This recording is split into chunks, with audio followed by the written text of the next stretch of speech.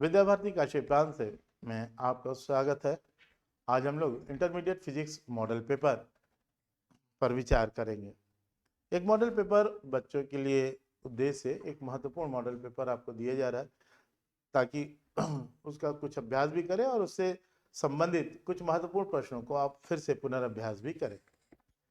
यह है model paper 2012 का और इसमें आपको कांस्टेंट्स की वैल्यू दी रहेंगी। आपको सी एच सभी पेपर में जो जरूरी चीजें हैं वो आपको दी जाती हैं। चलिए हम लोग स्टार्ट करते हैं क्वेश्चन वन से। क्वेश्चन वन में जरा देखें, इसमें आपको जो दिया गया है, इलेक्ट्रॉन तथा आवेश की संगति का अनुपात क्या है।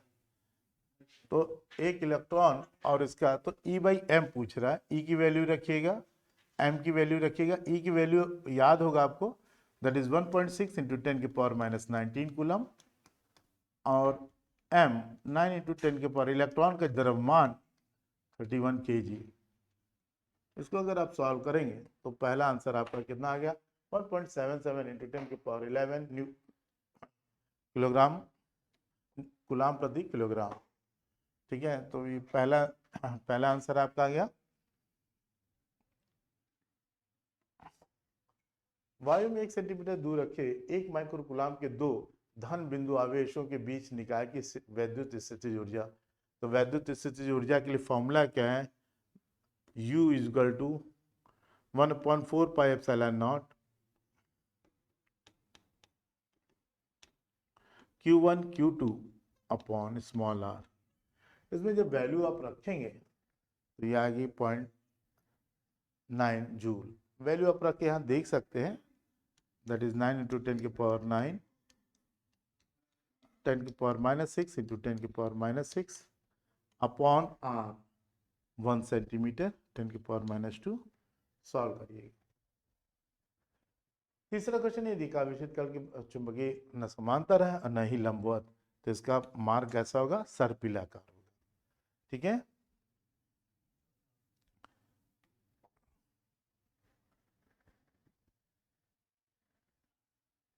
दो लेंस जिनकी शक्तियां +4d -2d है संपर्क में रखे हैं। तो मानी बात है, तो पहले पावर हम लोग निकाल लेंगे इसमें, और इसमें पावर जरा देखेंगे कि इसकी पावर क्या है।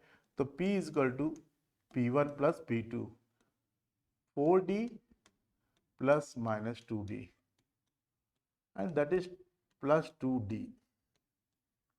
तो F निकाल दीजिएगा, फॉर्मूला हो जाएगा 100 अपॉन P, P हो गया 2 यानी 50 सेंटीमीटर। आपका आंसर आ गया 50 सेंटीमीटर। किसी कृष्ण का पिंड का ताप 27 डिग्री सेल्सियस से 327 डिग्री सेल्सियस कर दिया जाए, इससे ऊर्जा उत्सर्जन की दर कितनी हो जाएगी। तो ऊर्जा उत्सर्जन की दर के लिए स्टीफन का नियम लगाएंगे। स्टीफन का नियम है E1 upon E2 equal to sigma T1 के पावर 4 अपॉन सिग्मा T2 के पावर 4।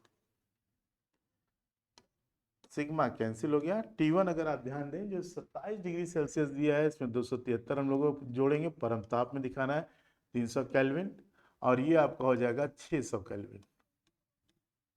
यहाँ पर अगर आप वैल्यू रखें तो 300 अपॉन 600 के पावर 4, तो ये कैंसिल हो जाएगा 2 1/16, यानी E2 इज इक्वल टू आपको आ जाएगा 16E1। तो पहले की ऊर्जा अगर E थी तो अब उसकी 16 गुना हो जाएगी, तो हम लोग आंसर में देंगे 16 गुना हो जाएगी। तो एकदम आपको सरल दिख रहा होगा। हाइड्रोजन परमाणु की भूतल अवस्था में ऊर्जा इतनी है, तो इसकी ऊर्जा क्या होगी। तो एन कक्षा में जो इलेक्ट्रॉन मूव कर रहे हैं उनकी एनर्जी है -13.6, ये आपको दिया ही गया है, upon n square, that is 3 का स्क्वायर। इसको जब आप सॉल्व करेंगे तो कितना आ जाएगा, अरे सॉरी, ये आ जाएगा आपका -1 तो ये माइनस में होना चाहिए था, तो ये जाएगा आपका -1.51 इलेक्ट्रॉन वोल्ट। तो इस तरह से हम लोग देख रहे हैं कि इसमें से जितने भी क्वेश्चन है सब आप तुरंत इसको आप बता सकते हैं। चलिए हम लोग पहुंच रहे हैं खंड ब में। खंड ब में किसी एक इलेक्ट्रॉन किसी एक आवेशित कण के एक भार को वैद्युत क्षेत्र में किस प्रकार संतुलित किया जाता है। अगर आवेशित कण है तो मानी बात है इस पर वैद्युत बल कितना आपका लग रहा है, वैद्युत बल, तो वैद्युत बल आप निकाल सकते हैं इसमें। वैद्युत बल ऊपर की ओर जो बल लगेगा ये लग रहा है F is equal to Q E, किसी भी आवेशित कण पर इतना फोर्स लग रही है। नीचे की ओर उसका भार है mg, तो यानी इसके भार के बराबर अगर हम वैद्युत बल लगा दें तो हम कह सकते हैं कि Q इजिकल टू mg, और इस तरह से हम इसको संतुलित कर सकते हैं। उसके विपरीत दिशा में हम इतने वैद्युत क्षेत्र की तीव्रता E की वैल्यू इतनी लगाएंगे तो E is equal to mg upon Q, mg upon Q. विद्युत विभवमापी द्वारा गया सेल का विद्युत वाहक बल कैसे ज्ञात करते हैं, यथार्थ क्यों होता है। तो विद्युत वाहक बल यानी विभवांतर, विभवांतर तो वैसे भी हम नाप सकते हैं, लेकिन जब हम विभवमापी द्वारा करते हैं तो ये संतुलित अवस्था में होता है और इसमें जो प्रवाहित धारा, जो परिणामी धारा होती है वो एकदम बैलेंस कंडीशन में होती है, जीरो होती है। अब जो वोल्टेज आएगा वो कहीं ज्यादा यथार्थ होगा। तो इसमें आपको बताना है कि संतुलित अवस्था में जो धारा का मान होता है वो संतुलित होता है, शून्य होता है, और अब हम जो वोल्टेज लगाएंगे वो हमें एक्चुअल उसकी विभव मापी मिलेगी, इसलिए विद्युत वाहक बल मिलेगा, इसलिए विद्युत वाहक बल इसमें ज्यादा यथार्थ होता है। सूक्ष्मदर्शी की विभेदन क्षमता से क्या तात्पर्य, इसका सूत्र लिखिएगा। तो सूक्ष्मदर्शी की जो विभेदन, पहले सीमा बताएंगे। विभेदन सीमा क्या होती है कि किसी दो बिंदुओं के बीच वह न्यूनतम दूरी जिन्हें प्रकाशिक के अंतर यानी सूक्ष्मदर्शी द्वारा साफ साफ देखा जा सके उसे हम बोलते हैं विभेदन सीमा। और विभेदन सीमा के व्युत्क्रम को हम बोलते हैं विभेदन क्षमता। यानी विभेदन क्षमता आप या आ जाएगी आपकी विभेदन क्षमता। अगर आपको डायरेक्ट फॉर्मूला याद हो तो ठीक है, नहीं तो आप इसकी सीमा निकाल के आप इसको बता सकते हैं। तो विभेदन क्षमता आपका हो जाएगा 2 साइन अल्फा अपॉन 1.22 लैम्डा। यहाँ पर एक क्वेश्चन और भी पूछा जा सकता है, विभेदन क्षमता कैसे बढ़ाई जा सकती है। तो आप इसमें बताएंगे कि यदि हम लैम्डा का मान न्यूनतम कर दें तो साधारण प्रकाश की बजाय जो साधारण प्रकाश होता है तो इसकी वेवलेंथ 7800 एंगस्ट्रॉम से 4000 एंगस्ट्रॉम तक होती है। बैगनी की सबसे कम वेवलेंथ होती है, नीले प्रकाश की वेवलेंथ सबसे कम होती है। तो आप अगर ये आंसर पूछ लिया जाए कि सूक्ष्मदर्शी की विभेदन क्षमता कैसे बढ़ा सकते हैं, तो आप उनमें बताएंगे साधारण प्रकाश की बजाय हम नीले प्रकाश का प्रयोग करेंगे कि जिनकी वेवलेंथ कम होगी। अगर ये वेवलेंथ यहाँ पर हम रख देंगे तो मानी बात है इसकी क्षमता जो होगी वो हमारी बढ़ जाएगी। तो यहाँ पे आप बता सकते हैं इसको। यहाँ पर आप बताना चाहें तो आप चित्र भी दिखा सकते हैं, क्योंकि साइन अल्फा जो शंक्वाकार कोण है ये आप नहीं बढ़ा सकते हैं, और ये है alpha and that is alpha.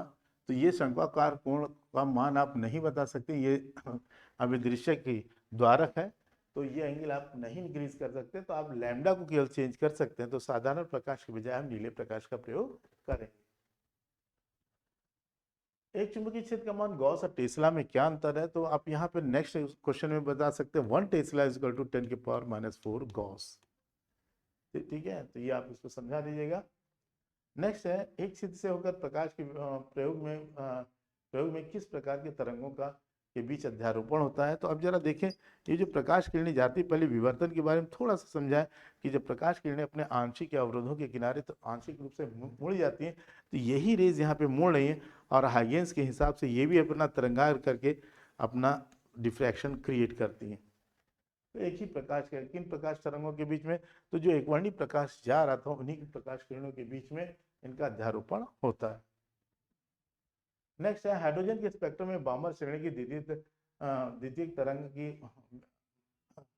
द्वितीय रेखा की तरंगदैर्घ्य आपको बताना है। तो यहाँ पे आप फार्मूला आपको याद होगा कि 1/लैम्डा बामर श्रेणी में दैट इज आर, जब किसी ऊंचे ऊर्जा स्तर से दूसरे ऊर्जा स्तर में किरणें लौटती इलेक्ट्रॉन लौटता है तो वो विद्युत चुंबकीय तरंगे जो उत्सर्जित कर रहा है 2 का स्क्वायर -1/n का स्क्वायर। तो जब ऊंचे ऊर्जा स्तर से आता है दूसरे ऊर्जा स्तर में तो उत्सर्जित तरंगदैर्घ्य हमको किस में मिल जाती है, बामर श्रेणी में। ये दृश्य भाग में होते हैं, ये हमको दिखाई देते हैं, इसलिए बड़ा इंपॉर्टेंट है, इसका आपको परिसर भी याद रखना चाहिए, जहाँ n का मान क्या हो जाएगा 3, 4, 5 एंड सो ऑन। तो जहाँ ये ऊंचे ऊर्जा स्तर का ये प्रदर्शित करेगा। ठीक है, तो ये हमारा अब आपका द वाला खत्म हुआ। ब ब सेक्शन आपका ये खत्म हुआ। अब हम आते हैं खंड स में।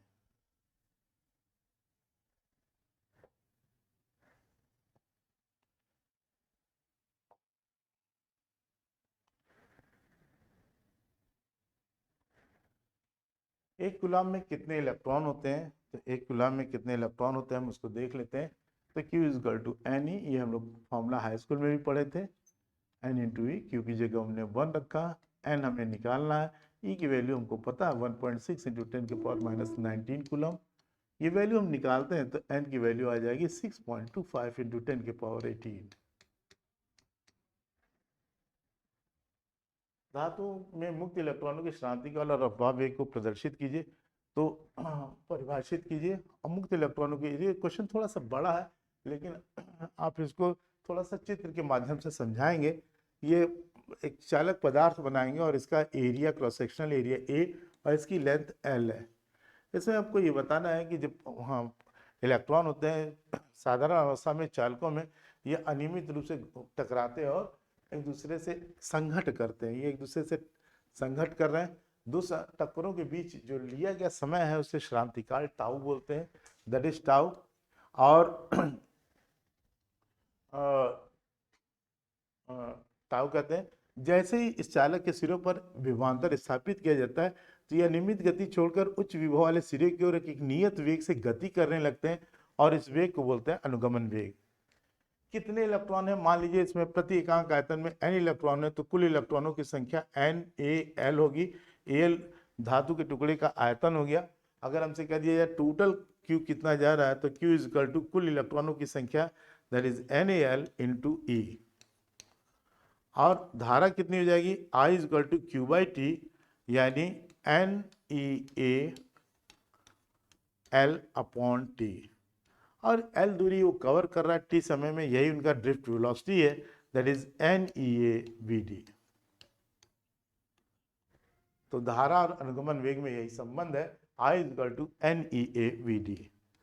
NeAVD यहाँ सभी की चीजें जरूर बताइएगा। ये इसका अनुप्रस्थ पृष्ठ क्षेत्रफल है, L लंबाई है, मुक्त इलेक्ट्रॉनों की संख्या है और ये आपका अनुगमन वेग है। किसी कुंडली का नेक्स्ट क्वेश्चन है किसी कुंडली का स्वप्रेरकत्व उसके फेरों की संख्या पर किस प्रकार निर्भर करता है? तो आप यहाँ बता सकते हैं। ये सभी में चित्र कोशिश कीजिएगा, जरूर बनाएंगे इसमें। और यहाँ पे आप इसको बताएंगे कि फेरों की संख्या है और इसमें जो फेरों की संख्या में चुंबकीय फ्लक्स में जो परिवर्तन होगा वो धारा परिवर्तन के अनुक्रमानुपाती होगा। जितना ज़्यादा करंट में चेंज होगा मैग्नेटिक फ्लक्स में उतना ही ज़्यादा चेंज होगा। यानी N phi is equal to L into delta I, जहाँ L एक नियतांक है जिसे स्वप्रेरण गुणांक कहते हैं। तो यही है स्वप्रेरकत्व, यानी L is equal to N phi upon delta I. L is equal to हो गया N phi upon delta I, यानी स्वप्रेरण गुणांक उनके फेरों की संख्या के अनुक्रमानुपाती है। तो जितने फेरों की संख्या हमारी बढ़ेगी L की वैल्यू हमारी उतनी इंक्रीज होती जाएगी। तो इतनी चीजें हम लोग ने यहाँ तक देखी हैं। तो अब इसको एक तरह से हटा के हम लोग अब इसके बारे में हम और देखते हैं इसमें क्या क्या चीजें हैं। अब जरा देखें एक एमयू में कितनी ऊर्जा है। तो एक एमयू में 1 AMU में कितनी ऊर्जा है तो आप इसको निकालेंगे तो 931 MeV, 931 मेगा इलेक्ट्रॉन वोल्ट आएगी एनर्जी। संधि डायोड में अवक्षय परत से आप क्या समझते हैं? तो आप यहाँ पे दिखाएंगे, चित्र जरूर अगर बनाएंगे। अगर इसको सॉल्व कर रहे हैं तो P और ये P टाइप सेमीकंडक्टर है, ये N टाइप सेमीकंडक्टर है। अगर इनकी चिप को हम परस्पर जोड़ देंगे तो P टाइप में हमारे पास होते हैं आवेशवाहक धनकूटर होते हैं, इसमें होते हैं इलेक्ट्रॉन होते हैं। ये दोनों तेजी से एक दूसरे की ओर आकर्षित होकर के तेजी से गतिशील हो जाएंगे। संधि स्थल पर पहले पहुंचने वाले धनकूटर और इलेक्ट्रॉन परस्पर निरावेशित होकर के एक परत बना देते हैं। इसी परत को हम लोग बोलते हैं अवक्षय परत। इसमें सारे सहसंयोजक बंध बना देते हैं, कोई भी इलेक्ट्रॉन शेष नहीं रहता है, यही है अवक्षय परत। इसको आपको चित्र के माध्यम से बताना है। अगर आप थोड़ा सा समय निकालें तो एक लाइन बढ़ा देंगे कि अवक्षय परत पर इधर सारे धन कोटर यहाँ इकट्ठा हो जाएंगे, सारे इलेक्ट्रॉन यहाँ हो जाएंगे, एक विभव प्राचीर का कार्य भी करता है।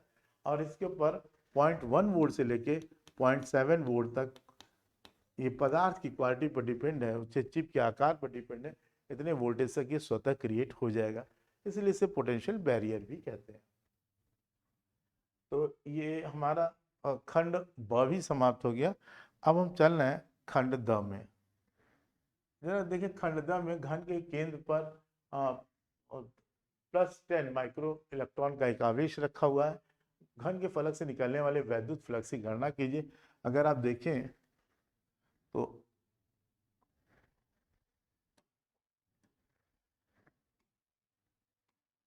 ये हम लोग एक घन बना रहे हैं। घन में 6 फलक होते हैं। गॉस की प्रमेय के अनुसार से इससे निकलने वाला वैद्युत फ्लक्स होता है Q/ε0। और एक फलक से, तो 6 फलक थे तो 1/6 कर दीजिएगा, तो इतना निकलने वाला टोटल वैद्युत फ्लक्स कितना हो जाएगा, तो दैट इज 1/6 Q/ε0। ε0 ये निर्वात की वैद्युतशीलता और वैद्युतशीलता है।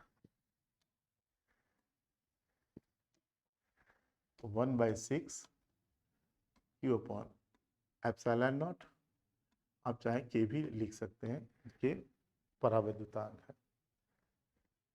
नेक्स्ट क्वेश्चन पे हम लोग चलते हैं, यहाँ पे देखते हैं नेक्स्ट क्वेश्चन अब हमारा क्या रहा है। सिद्ध कीजिए कि एकांक आयतन में समांतर प्लेट में संचित ऊर्जा 1/2ε0E² है, प्रतीकों को चिन्ह सामान्य है। तो जरा आप इसमें देखें कि अगर आपसे हम पूछें कि टोटल एनर्जी है कितनी, तो टोटल एनर्जी आप बताएंगे कि किसी भी संधारित्र की कुल ऊर्जा होती है हाफ सी वी स्क्वायर, और एकांक आयतन में यानी उसके वॉल्यूम से हम इसमें डिवाइड करेंगे। तो ये वॉल्यूम होता है हमारा एरिया इंटू वेलोसिटी, ठीक है। तो चलिए अब हम लोग यहाँ पे देखते हैं, तो हाफ सी वी स्क्वायर, तो 1/2 सी होता है ε0 A/K/d इंटू V², वी होता है E/d का होल स्क्वायर, और वॉल्यूम हो गया A इंटू डी। अब जरा आप देखें यहाँ पर एरिया से एरिया आपका एक कैंसिल हो जाएगा, और यहाँ पर डी से D² आपका टोटली कैंसिल हो रहा है, और आपको मिल जाएगा हाफ ε0 E का square. V = E into D आप कर सकते हैं। एक मिनट यहाँ पे थोड़ा सा हम लोग सुधार लेंगे।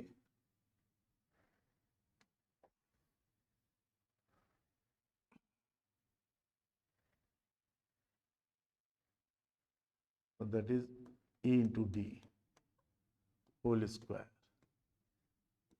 इसको आप ऐसे करिएगा ताकि ये चीज़ आपको समझ में आ जाए।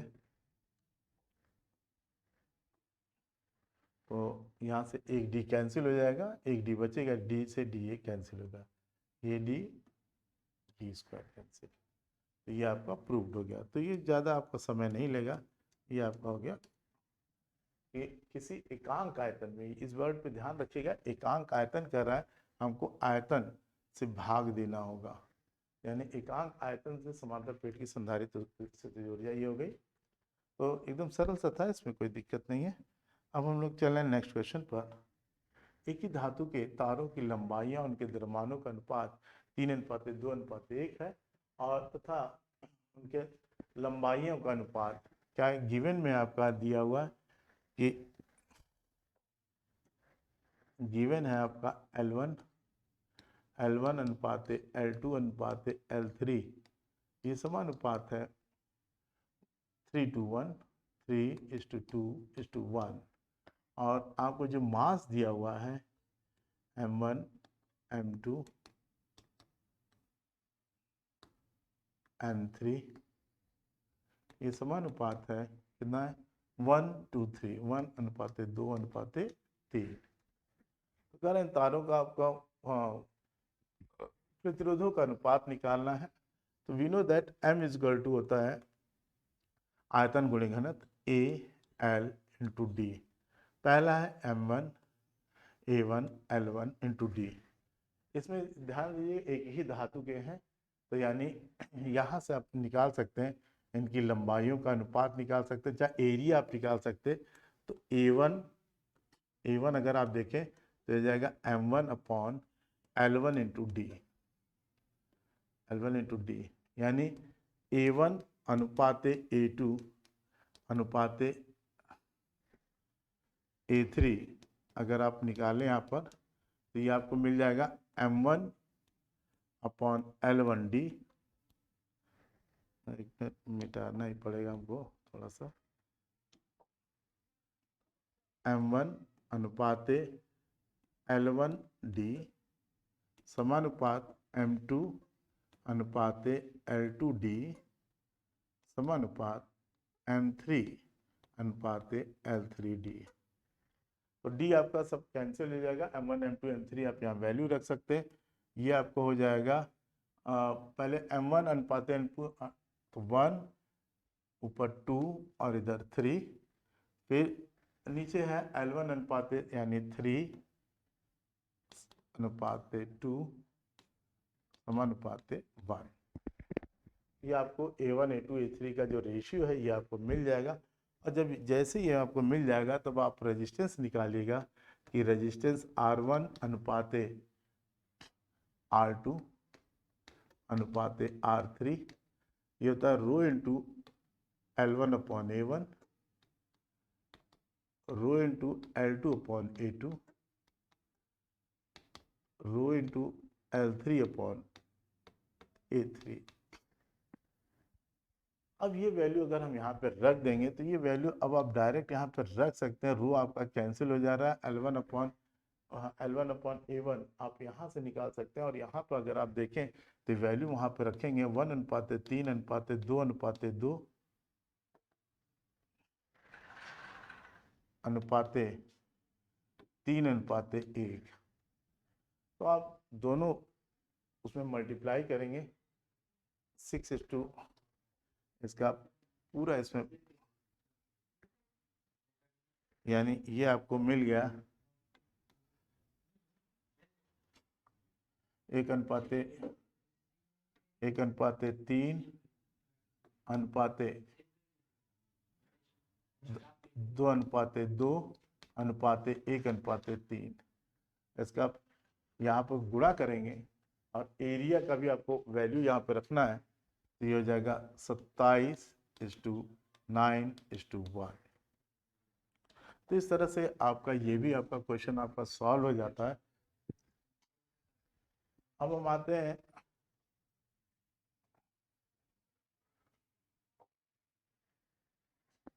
पॉइंट 5 की एक वृत्ताकार कुंडली के एक परमाणु का पथ कितने चक्कर प्रति सेकंड लग रहा है, तो केंद्र पर चुंबकीय क्षेत्र की गणना कीजिए। तो अब केंद्र पर वृत्ताकार में चुंबकीय क्षेत्र, तो कक्षा के केंद्र पर चुंबकीय क्षेत्र की तीव्रता होती है B = mu naught NI, N नहीं है तो N की जगह 1 रख सकते हैं अपॉन 2R। तो आपको म्यू नॉट की वैल्यू है 4 पाई इंटू 10⁻⁷, N आपका 1 है, I आपका दे रहा है इतने चक्कर प्रति सेकंड, ये 10⁻⁻17 आपको दिया गया हुआ है। 10⁻7 17 into E 1.6 into 10⁻⁻19 NE upon R 0.5। अब 0.5 इसकी वैल्यू रख करके अब हम इसको गणना कर सकते हैं, कैलकुलेशन कर सकते हैं।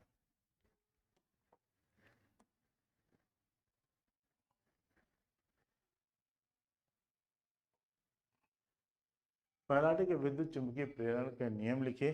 तो फैराडे के विद्युत चुंबकीय प्रेरण के नियम आप बता सकते हैं। इसमें फैराडे का जो नियम था वो आपका था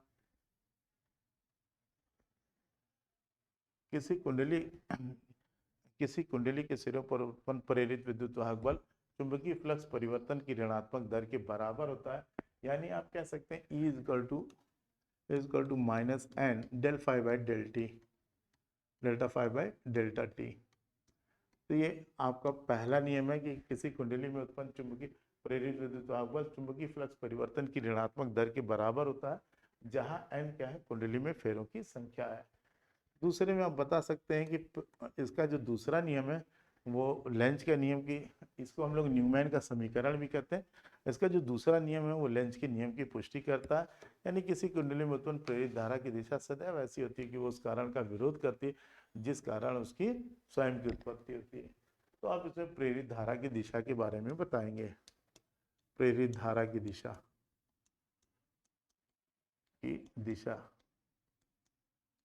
तो ये आपका फैराडे के विद्युत चुंबकीय प्रेरण नियम हो गया। अब हम आगे बढ़ते हैं। यदि प्रकाश के एक किरण में वायु से कांच पर 45 अंश पर आपतित हो तो 15 अंश विचलित होती हो, तो विचलन कोण अगर आप देखें इसमें, तो विचलन कोण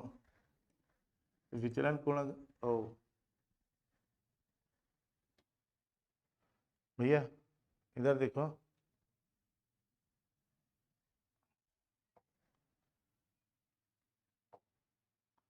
क्या हो गया इसको,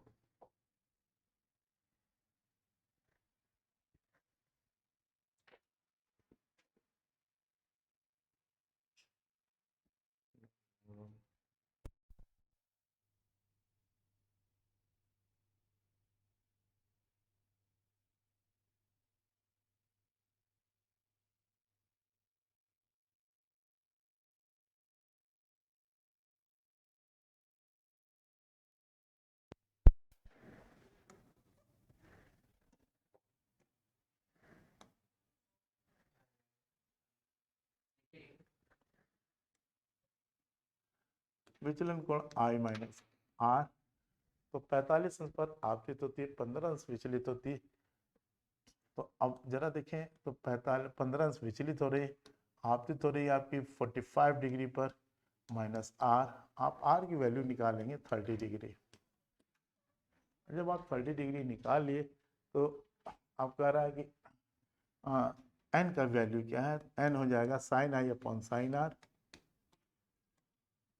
sign i upon sine r. Sine i आपकी वैल्यू हो गई साइन आई आपका 45, साइन आर साइन 30। साइन 45 की वैल्यू है 1/√2, साइन 30 1/2, एंड दैट इज √2, एन ये आ गया। अब क्रांति कोण देखते हैं कि क्रांति कोण क्या होगा। तो sine C is equal to 1/n, तो sine C is equal to 1/√2, यानी सी इज, तो sine C is equal to sine 45, तो C is equal to 45 degree आपको मिल गई। तो यही है आपका क्रांतिक कोण। तो ये भी हमारा क्वेश्चन इजीली एकदम आराम से हो गया। अब हम लोग इसको हाइगेंस की द्वितीयक तरंगिकाओं का सिद्धांत देखते हैं। इसके आधार पर अपवर्तन की व्याख्या कीजिए। हाइगेंस का द्वितीयक तरंगिकाओं का सिद्धांत आपका रह गया।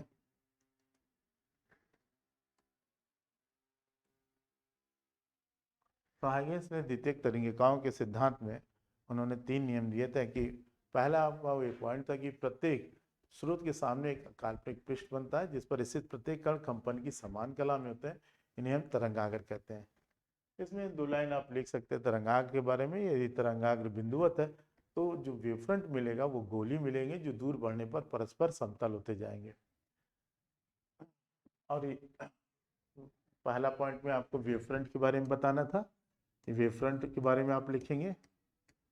दूसरा आपको ये बताना था कि तरंगाग्र पर स्थित प्रत्येक कण कंपन की समान कला में होता है, यानी प्रत्येक कण एक नए तरंग स्रोत का कार्य करेगा, जिससे जो नई तरंगें निकलती हैं इन्हें हम द्वितीयक तरंगिकाएं कहते हैं, सेकेंडरी वेवलेट्स कहते हैं।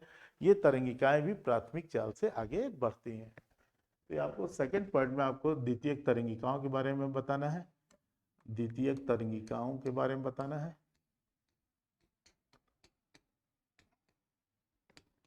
ठीक है।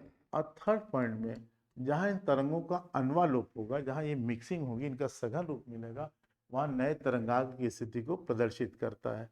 तो नए तरंगाग्र की स्थिति को प्रदर्शित करता है की स्थिति। इसमें याद रखिएगा, इसको चित्र सहित व्याख्या कीजिएगा। चित्र सहित व्याख्या आपको करनी है, तो आपको पहले बता देना है वेव फ्रंट के बारे में। आपको इसी तरह से बढ़िया सा एक चित्र बनाना है जो आपको दिखाना है कि वेव फ्रंट धीरे धीरे समतल होते जाएंगे। ये रेस जो निकल रही है हमेशा पृष्ठ के लंबवत होंगी, और जो ये जा रही है हमेशा पृष्ठ के लंबवत है, और ये इस तरह की संचरित दिखाइएगा। ठीक है, तो इसमें आपको ये तरंगाग्र है, नए तरंगाग्र की स्थिति में ये दिखाएगा कि इस पे जो रेज, जो नए कण है, नए ध्वनि स्रोत का, तरंग स्रोत का कार्य कर रहे हैं, इससे जो तरंगे निकल रही हैं नए, ये भी प्राथमिक चाल से आगे बढ़ती हैं। ठीक है, तो ये चीज आप इसके बारे में जरूर बताएंगे। आइंस्टीन के प्रकाश विद्युत प्रभाव समीकरण लिखिए और प्रयुक्त संकेतों का अर्थ लिखिए। तो आइंस्टीन ने ये बताया था कि टोटल किसी भी सतह पर जो रेज आ रही हैं, जो टोटल रेज आ रही है, यानी टोटल जो एनर्जी आ रही है, दैट इज एच न्यू। तो इसका कुछ भाग कार्यफलन के रूप में खर्च होगा, शेष भाग उत्सर्जित इलेक्ट्रॉनों को गतिज ऊर्जा के रूप में मिल जाता है।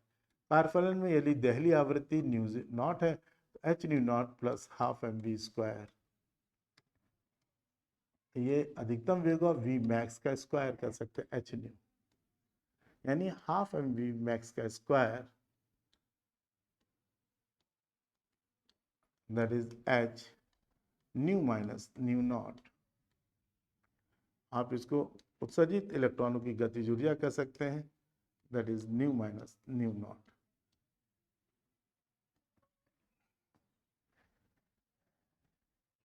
तो ये था आइंस्टीन के प्रकाश का विद्युत प्रभाव समीकरण। ये ऊर्जा संरक्षण सिद्धांत पर आधारित था, यानी टोटल अगर इन हमारी आपतित वेवलेंथ लैम्ब्डा न्यू है और दहली तरंग दैर्ध्य न्यू नॉट है, तो हम इसको इस फॉर्मूले में बता सकते हैं। आप इसको ई के की वैल्यू बाद में रखेंगे, अभी आप यहाँ पर ई के ही रखें इसको, है ना, प्लस ई के। पहले आप ई के बताएंगे, फिर ई के बारे में लिख देंगे। नेक्स्ट हम लोग पढ़ते हैं परमाणु की बोर संबंधी संरचना। तो बोहर ने 3 परिकल्पनाएं दी थी। पहला ये दिया था कि स्थायी कक्षाओं में घूमते समय किसी भी इलेक्ट्रॉन की जो टोटल उनका जो एंगुलर मोमेंटम होता है, कोणीय संवेग MVR, इस मुख्य क्वांटम संख्या के h/2π के पूर्ण गुणज के बराबर होता है। फिर दूसरा उन्होंने बताया था कि ये पूरा, इनका भी आप पूरा स्पष्ट चित्र सहित व्याख्या करेंगे यहाँ पर। दूसरा इलेक्ट्रॉन, ये इलेक्ट्रॉन है, इलेक्ट्रॉन पे माइनस ई चार्ज है, और ये आपका परमाणु क्रमांक अगर Z है तो यहाँ ZE चार्ज लग रहा है। तो इस पर जो इनके बीच में लगने वाला आकर्षण बल है, आकर्षण बल कितना होगा, कूलाम के नियम से आप बता सकते हैं, 1/4πε0 ZE × E upon R square है। यही अभिकेंद्री बल का कार्य करता है, दैट इज mv²/r। अब घूमते समय इलेक्ट्रॉन, क्योंकि ये स्पर्श रेखा के अनुदिश होता है, 90 डिग्री फॉर्म कर रहा है, तो किसी भी प्रकार का ऊर्जा का उत्सर्जन या अवशोषण नहीं करता, क्योंकि यहाँ आप दिखा सकते हैं W बराबर F.D, और F.D आपका आ जाएगा 0। तो यानी ये पहला नियम था कि बोर ने परमाणु संरचना संबंधी बोर ने जो नियम दिया, उसमें फर्स्ट लॉ में यही शो किया था कि यानी किसी भी उस पर जो स्थायी कक्षा में घूमते समय इलेक्ट्रॉनों का जो कोणीय संवेग है, दैट इज MVR, उस मुख्य क्वांटम संख्या के h/2π के पूर्ण गुणज के बराबर है। दूसरे पॉइंट में बताना था कि इनके बीच में जो लगने वाला आकर्षण बल है, वही अभिकेंद्री बल का कार्य करता है। और थर्ड में उन्होंने ये बताया कि जब किसी भी इलेक्ट्रॉन को किसी कारणवश कोई ऊर्जा प्राप्त होती है, तो वो अपने से ऊंचे ऊर्जा स्तर में पहुंच जाता है, और इस समय जो ऊर्जा का जो ट्रांसफर होता है वो क्वांटम सिद्धांत से वो एच न्यू के पदों में होता है, और इसकी जगह हम hc/λ भी लिख सकते हैं।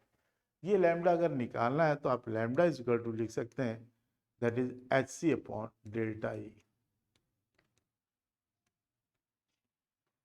सबको इतनी बात आपको ध्यान में रहे। ठीक है, तो lambda is equal to H C upon delta E हो गया।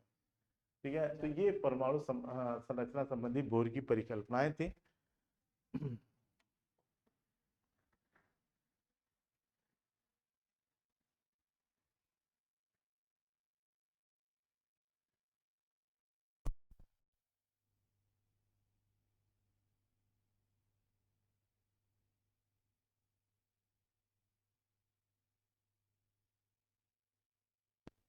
चूंकि हम लोग का हम काफ़ी जल्दी का प्रयास कर रहे हैं, लेकिन उसके बावजूद भी आप लोग का चूंकि पेपर 3 घंटे का है, तो 3 मिनट में होना नहीं है।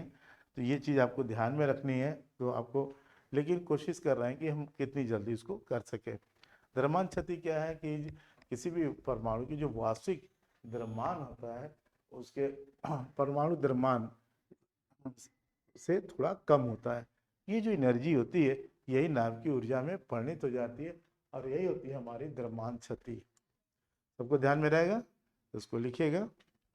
फिर हम उसको एक बार देख करके बढ़िया समझिएगा। पीएन संबंधी में परिपथ आरेख खींच कर, चलिए इसमें परिपथ करना है तो हम थोड़ा सा इसको आपको समझा देते हैं कि परिपथ आरेख हम लोग कैसे करेंगे इसको, थोड़ा सा आपको। तो पीएन संधि डायोड में निम्नलिखित में परिपथ आरेख खींचकर उसके अभिलक्षणों को स्पष्ट कीजिए। अब जरा देखें, इसमें चूंकि चित्र बनाना था, इसलिए हम थोड़ा सा इसको आपको एक अभ्यास करा दे रहे हैं। ये हमारा पी डायोड है, ये एन डायोड है, और इसको हम लोग जोड़ रहे हैं किसी सेल से। ये पॉजिटिव टर्मिनल और ये हमारा हो गया नेगेटिव टर्मिनल। ये पॉजिटिव है और ये नेगेटिव है। तो इसमें हमारे धन कोटर हैं और इसमें इलेक्ट्रॉन है।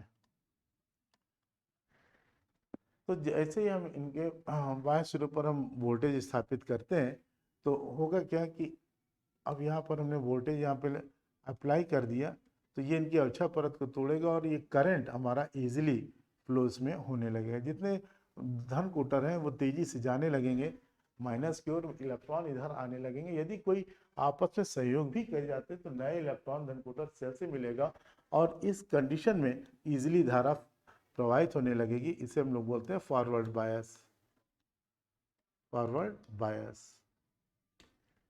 लेकिन यदि हम इसको उल्टा जोड़ दें कि ये हमारा पी टाइप सेमीकंडक्टर है, ये एन टाइप सेमीकंडक्टर है, ये पी है और ये एन है, और इसको हम जोड़ दें सेल से, लेकिन अब सेल का नेगेटिव इधर पॉजिटिव इधर कर दें, विपरीत टर्मिनल में कर दें, तो सारे धन कोटर उच्च विभव के कारण इधर की ओर भागेंगे,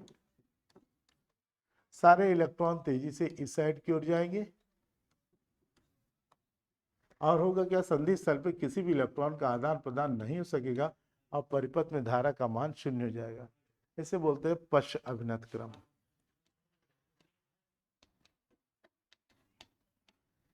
तो हम अगर अभिनत भी दिखा सकते हैं और पश्च अभिन्नत भी, इसको आपको समझाना है।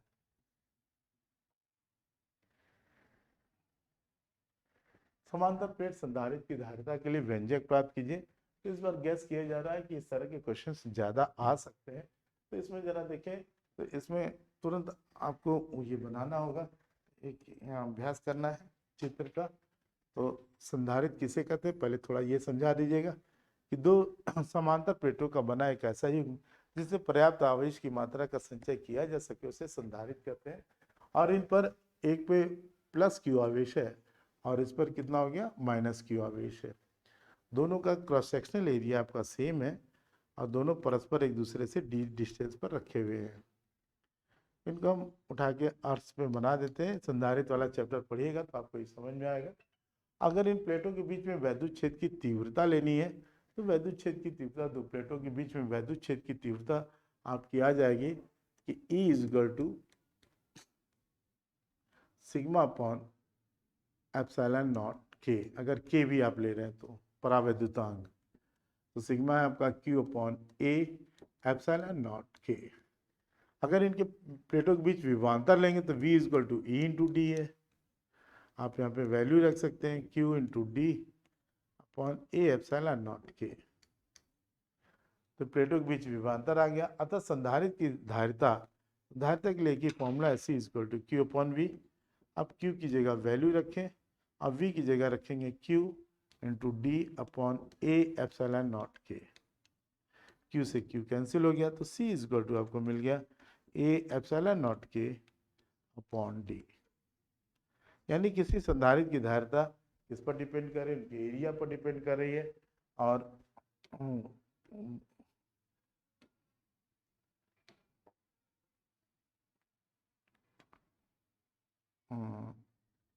ए एप्सिलॉन नॉट के बाई डी। या आप दिखा सकते हैं कि किसी भी संधारित्र की धारिता उनके एरिया पर डिपेंड कर रही है, के पर डिपेंड कर रही है, और इसके व्युत्क्रमानुपाती है, डिस्टेंस के व्युत्क्रमानुपाती है। इसमें एक और भी है, एम्पियर का परिपथी नियम लिखिए और इसके आधार पर एक अनंत लंबाई के एक चालक तार की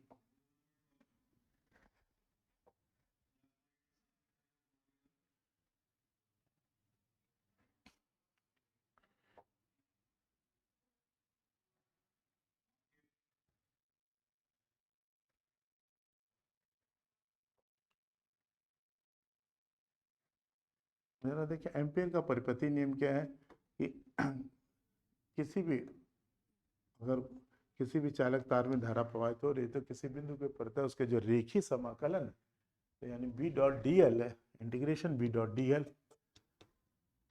उसमें प्रवाहित धारा के म्यू नॉट गुना होता है, that is mu naught I.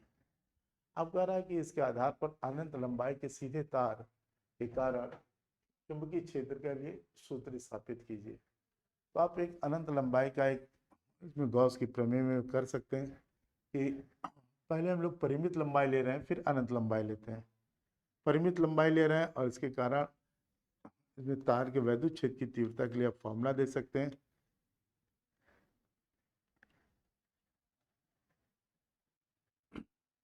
अब जरा देखिए, तो यहाँ पे भी अनंत लंबाई के लिए चुंबकीय क्षेत्र का फार्मूला आप स्थापित कर सकते हैं। वैद्युत क्षेत्र φ1 इधर जा रहा है, φ2 इधर जा रहा है, φ3 इधर जा रहा है। टोटल फ्लक्स आप दिखा सकते हैं कि टोटल फ्लक्स कितना है। तो φ = φ1 प्लस φ2 प्लस φ3, लेकिन φ1 होता है B dot A, B dot D A cos 0, उसी क्षेत्र की दिशा को निर्देश है। और इसमें बी डी ए कॉस 90। आप ये दिखाएंगे, हर एक जगह आपको दिखाना है कि आप हर एक स्थिति में दिखा रहे हैं बी ए कॉस 90। कॉस 90 दोनों कैंसिल हो जाएगा, that is B dot A. अब बी डॉट एरिया की जगह आप लिखेंगे, टोटल एरिया आपका कितना हो जाएगा, 2 pi r l, B dot D A चुंबकीय क्षेत्र की तीव्रता, और ये गॉस की प्रमेय के अनुसार क्यू अपॉन एप्सिलॉन नॉट। यहाँ से आप चुंबकीय क्षेत्र की तीव्रता आप निकाल सकते हैं। तो चुंबकीय क्षेत्र की जो तीव्रता आ जाएगी आपकी, तो चुंबकीय क्षेत्र की तीव्रता आप उसको कर देंगे, तो that is 1/4 pi epsilon not. अरे सॉरी, यहाँ से बी की वैल्यू आप निकाल सकते हैं। तो 1/2 pi epsilon naught into q upon E. तो कुल मिलाकर के इसको भी आप इजीली इसको आप सॉल्व कर दिए हैं, तो इसको आप कर सकते हैं। अब हम लोग इसको नेक्स्ट चलते हैं, क्योंकि समय बहुत ज़्यादा हो रहा है। तो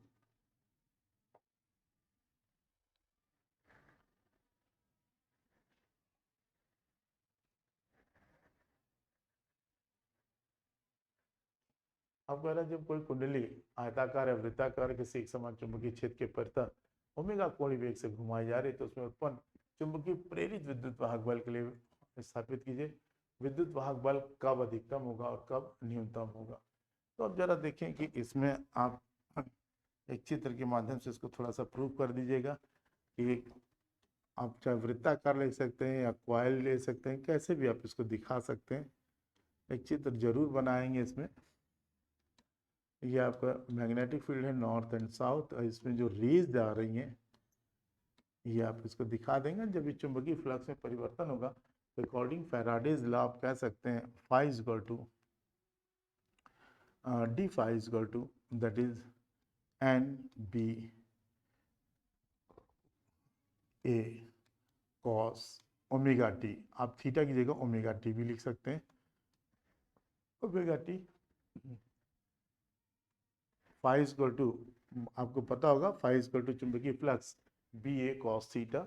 अगर ये ओमेगा कोणीय वेग से घुमाई जा रही है ओमेगा कोणीय वेग से, तो theta is equal to omega by T यहीं पे प्रदर्शित कर दीजिएगा, यानी ओमेगा की जगह आप थीटा इंटू टी लिख सकते हैं। तो दोनों पक्षों में टी के सापेक्ष अवकलन करने पर तो D five by D T ये हो जाएगा आपका, D five by D T अवकलन कर रहे हैं तो ये हो जाएगा एन बी ए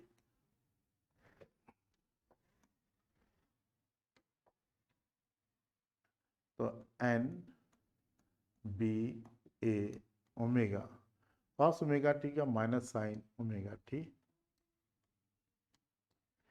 और del phi by del T minus आप इधर दे देंगे तो प्रेरित विद्युत वाहक बल आपको मिला N B A omega sine omega T. अगर हम अधिकतम की बात करें तो चूंकि ई डिपेंड कर रहा है एंगल पर भी, तो अधिकतम विद्युत वाहक बल 90 पर आएगा, यानी अधिकतम विद्युत वाहक बल हो जाएगा एन बी ए ओमेगा। इस स्थिति में अगर हम इसी फॉर्मूले को लिखना चाहें तो हम कह सकते हैं E equal to E naught sine omega t. अभी कम अधिकतम होगा जब थीटा 90 होगा, कम न्यूनतम होगा जब थीटा हमारा 0 होगा।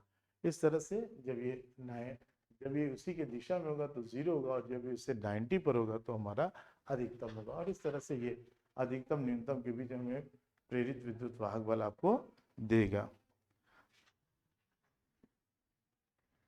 नेक्स्ट क्वेश्चन है, यदि एक लेंस के दोनों माध्यम एक ही हों तो पतले लेंस के लिए अपवर्तनांक और वक्रता त्रिज्या के पदों में ज्ञात कीजिए। तो याद है, आपको याद होगा ये हम लोग उसको सोलर पैनल से बता सकते हैं। तो यानी इस स्थिति में हम ये कह सकते हैं कि ये लेंस मेकर फार्मूला के बारे में पूछ रहे हैं, तो आप इसको बढ़िया से चित्र बनाइएगा और इस पर आप इसको समझा सकते हैं। ये रेज गई और इसके दो पृष्ठ हैं R1 और R2। अब पहले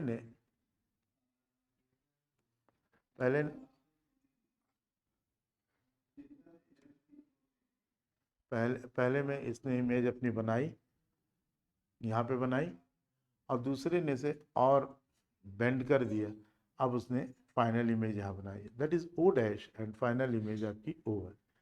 यहाँ पे एक चीज ध्यान में रखिएगा कि लेंस आपका पतला है, लेकिन शुरू में आप चाहें तो इसकी डिस्टेंस आप दिखा सकते हैं टी। तो प्रथम पृष्ठ के लिए अपवर्तन का सूत्र,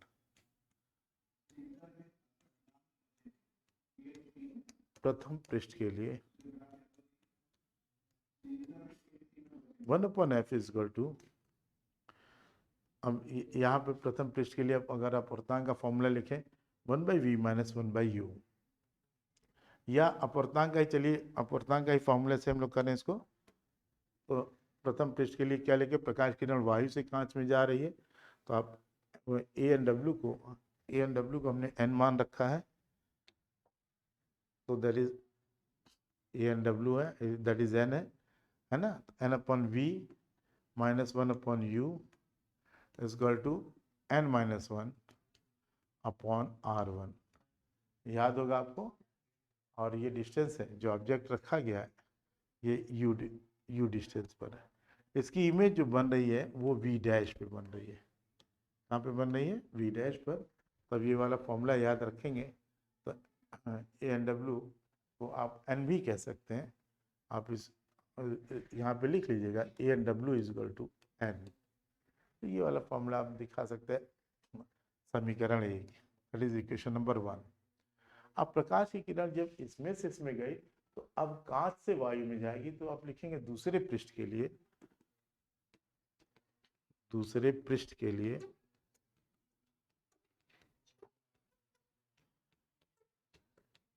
दूसरे पृष्ठ के लिए आपको ध्यान में रखना होगा कि प्रकाश किरण अब कांच से वायु में जा रही है, तो एन की जगह 1/n, अंतिम इमेज बना रही v पर।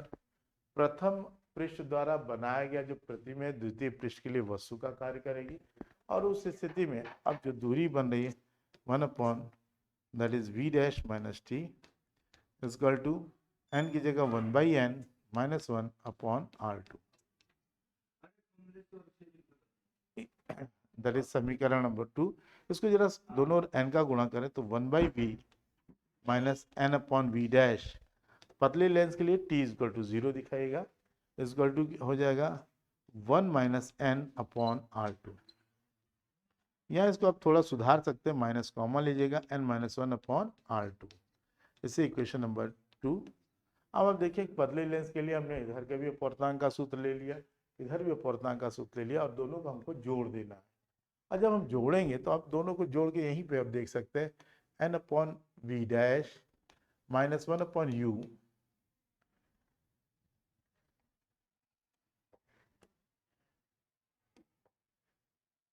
इज इक्वल टू, ये था n-1/r1।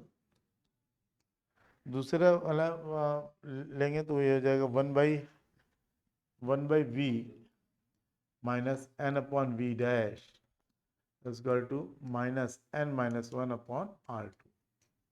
इन दोनों को अगर हम जोड़ देते हैं तो आप जरा देखें, ये इससे पूरा कैंसिल हो जाएगा और हमको रिजल्ट में क्या मिलेगा, 1/v minus 1/u is equal to n-1 common 1/r1 minus 1/r2। इसी को हम बोलते हैं फोकल लेंथ।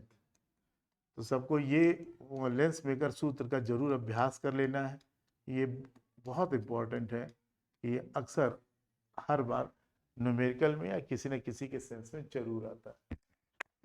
तो चलिए ठीक है, अब आप हम लोग इसको देख लिए हैं। अब हम लोग नेक्स्ट पढ़ते हैं सोलर सेल, प्रकाश वोल्टी सेल। तो प्रकाश किरणों को अगर हम लोग विद्युत ऊर्जा में कन्वर्ट करते हैं तो ये जो प्रोसेस है यही सोलर पैनल में आता है। इसे को सोलर हम लोग सेल कहते हैं। और सोलर सेल अब हम लोग देख सकते हैं,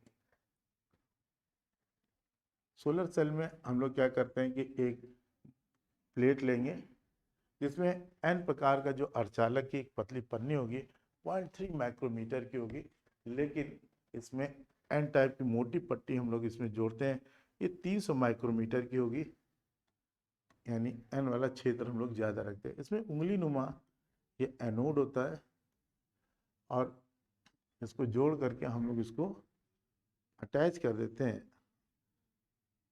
सेल से।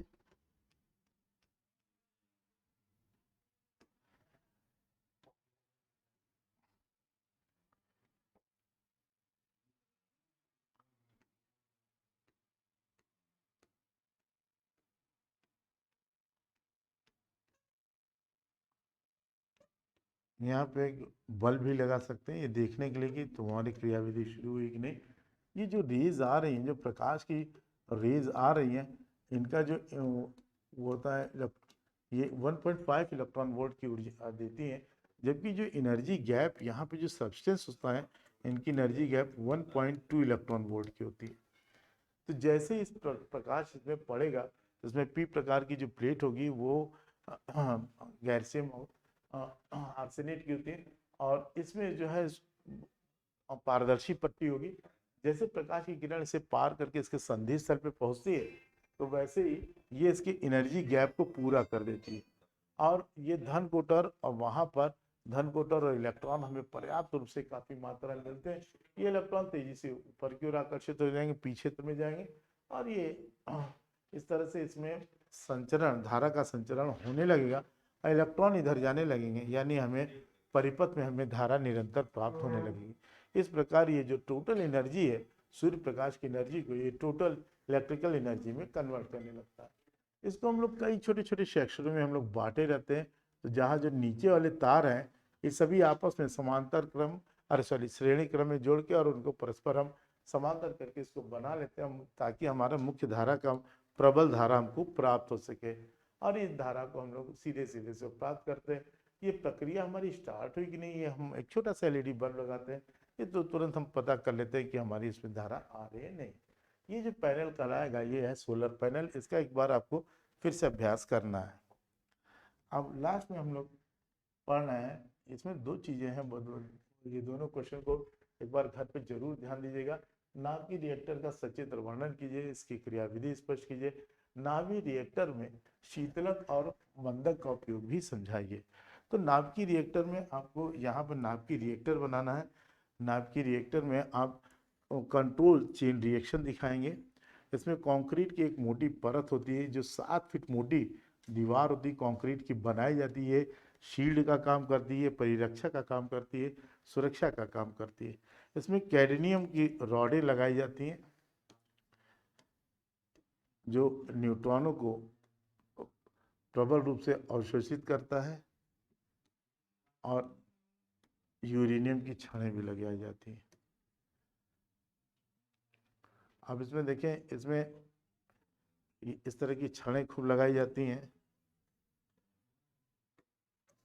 इसमें कैडमियम की रॉड भी होती है और ये एनर्जी के लिए अब जो मेन ईंधन है वो हमारा यूरेनियम की रॉड है। तो यूरेनियम की रॉड में 237 इसमें मास वाले, इसमें यूरेनियम की छड़ें लगी रहती हैं और ये जैसे यूरेनियम की छड़ें अंदर की जाती हैं तो ये नाभ की विखंडन की प्रक्रिया स्टार्ट हो जाती है। अपार मात्रा में ऊर्जा मिलती है। तो अगर इसको नियंत्रित करने के लिए जब देखते हैं कि पर्याप्त एनर्जी जब ज़्यादा हो गई तो सुरक्षा के लिए हम यूरेनियम की छड़ों को बाहर निकाल के कैडमियम की छड़ों को अंदर डालते हैं। तो ग्रेफाइट के, इसमें ग्रेफाइट की दीवार होती है, कंक्रीट की जो ग्रेफाइट की जो दीवार होती है तो काफ़ी न्यूट्रॉन्स को खुद अवशोषित करती है। जो कैडमियम जाता है तो ये न्यूट्रॉनों को अवशोषित करता है और नाभ की अभिक्रिया हमारी धीमे पड़ जाती है और उसको आसानी से कंट्रोल कर लेते हैं। इसके कंट्रोल के लिए हम इसमें शीतलक के रूप में आपको भारी जल ये सब हम इसमें डालेंगे तो ताकि हम इसको कंट्रोल कर सके, इसको शीतल कर सके। तो उस तरह से, और इसमें मंदक के उपयोग के लिए हम कैडमियम और ग्रेफाइट की दिवाली होती है और इसमें कैडमियम की छड़ें डाल करके न्यूट्रॉन को हम अवशोषित करते हैं। तो मंदक के रूप में हम लोग कैडमियम के रूप में यूज़ करते हैं। इसमें हम भारी जल का उसमें यूज़ करते हैं, ड्यूटेरियम H2, ड्यूटेरियम ऑक्साइड। अब लास्ट में हमारा बचता है, सबसे लास्ट में यंग के द्वितीय स्लिट में केंद्रीय फ्रिंज से एनवी द्वितीय फ्रिंज की दूरी के लिए फार्मूला निकालिएगा। तो इसको आपको चित्र सहित बढ़िया से समझा देना है जैसे आपने पढ़ा था इसमें, और इसमें आप इनको दिखाइए कि ये हमारा मुख्य स्रोत है,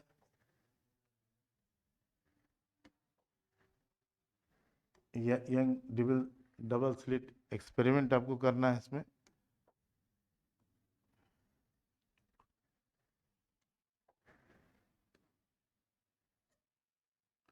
इसमें इस स्लेट में हमने एस रखा है, इसके तरंगाग्र पर 2 हम छिद्र लेते हैं और यहाँ से ये तरंगे जा रही हैं, मान लीजिए स्क्रीन पर किसी पॉइंट पी पर पड़ रही हैं। अब यहाँ पर हमें द्वितीय फ्रिंज की दूरियां निकालनी है, दिखानी है, और ये हमारा स्लिट S1 है और स्लिट S2 है। कितना पथांतर अंतरित करेगा, दैट इज ए। ये हमारा पी पॉइंट, ये डिस्टेंस हमारी है, मान लीजिए इसको हम ले लेते हैं कैपिटल डी और स्लिटों के बीच की दूरी को हम दिखाते हैं स्मॉल डी, स्मॉल डी।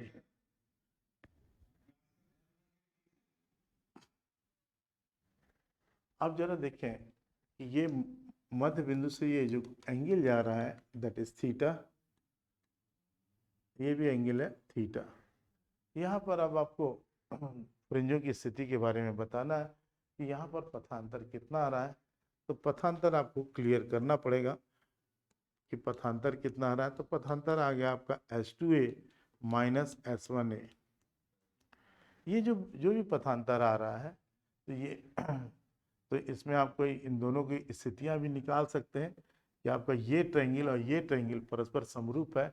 मान लीजिए फ्रिंज आपकी एनवी दूरी पर बन रहा था, XM दूरी पर बन रहा है, तो आप यहाँ पे कह सकते हैं कि पथांतर S2A अपॉन स्लिटों के बीच की दूरी small d is equal to XM upon capital D।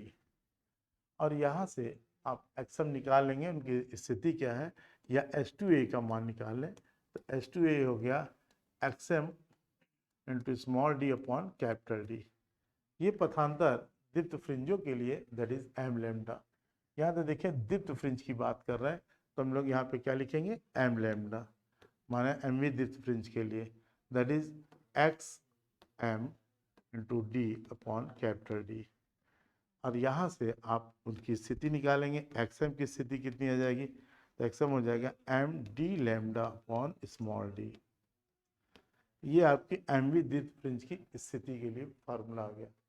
अगर ये पूछा जाए कि एमवी द्वितीय फ्रिंज के लिए दूरी, बस आप इतना निकाल के दिखा सकते हैं कि एमवी द्वितीय फ्रिंज की दूरी है।